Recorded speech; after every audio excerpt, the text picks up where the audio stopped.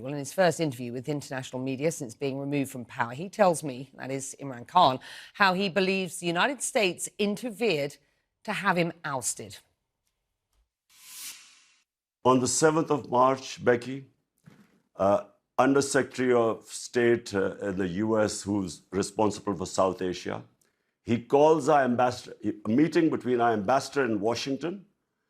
He tells our ambassador, in an official meeting, there are note takers on both sides.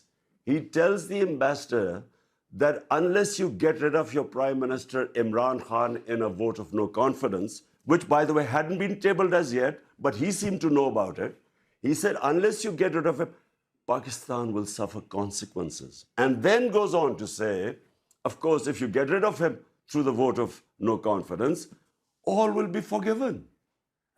Such arrogance, apart from anything else. By the way, Becky, this guy should be sacked for bad manners and sheer arrogance. Imagine telling a country, an ambassador of a country of 220 million people that you get rid of your prime minister. So this is where it started. The next day, this vote of no confidence is tabled in our parliament. And then follows... Why have you never made this public before? You are being very specific about what you allege was said. Well, Becky, I put it in front of our cabinet. This cipher was read out in the cabinet. There are minutes of the cabinet. Then I presented it in our National Security Council, where all the service chiefs were present.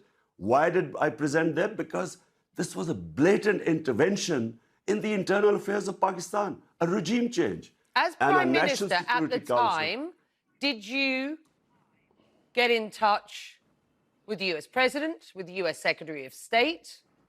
What happened? The National Security Council decided to give a démarche, protested to the US in Pakistan and in Washington. We issued it. This is all minuted. Then we presented it to the Parliament Committee, then the Speaker of Parliament, then the President of Pakistan, who has this cipher, he sent it to the Chief Justice of Pakistan that there should be an inquiry held in this blatant interference in the internal affairs of Pakistan. Pakistan's new foreign minister says the United States and his country are entering a new engagement after what has been years of strained relations. And you and I have talked about those strained relations under your premiership. Do you believe, for the sake of Pakistan, that it is better to have a good relationship with the United States? Becky, I had perfectly good relationship with the Trump administration. It's only when the Biden administration came and it coincided with what was happening in Afghanistan. And for some reason, which I still don't know, they never got in touch with me. There was no US ambassador to Pakistan. I have no idea. But look, my point is very simple. 220 million people of Pakistan elected me. My first responsibility is to the people of Pakistan. My responsibility is for the well-being. We have 50 million people living below the poverty line. So when Russia offers us 30% discount on oil and 30% discount on wheat imports, India does the same. India is part of the Quad, part of the strategic alliance with the US. India imports oil from the US, but for some reason, this was taken against me, as if I was being anti-US or anti-American. The US, let me repeat, has rubbished the notion that they have been involved in regime change in Pakistan. You continue to assert what they suggest is a conspiracy theory here. Do you genuinely believe that the US has been behind a regime change in Pakistan? Before this happened, before this meeting with Donald Lu and our ambassador, the US Embassy was calling members of my party who were some of the backbenchers who were not happy. They were having meetings with the US embassy. What were they meeting them? And they were the first ones who then jumped ship. And they were the ones who then offered $1 million each to buy my other members of parliament who actually jumped ship later on. Why would the US embassy be interested in backbenchers of our party? So is the current government an American implant? It's with their blessings. And you know, the painful thing, Becky, is not just that everyone, we all call it imported government, but the worst thing is there are a bunch of criminals. For 30 years, these guys have been plundering the country. 60% of the cabinet is on bail.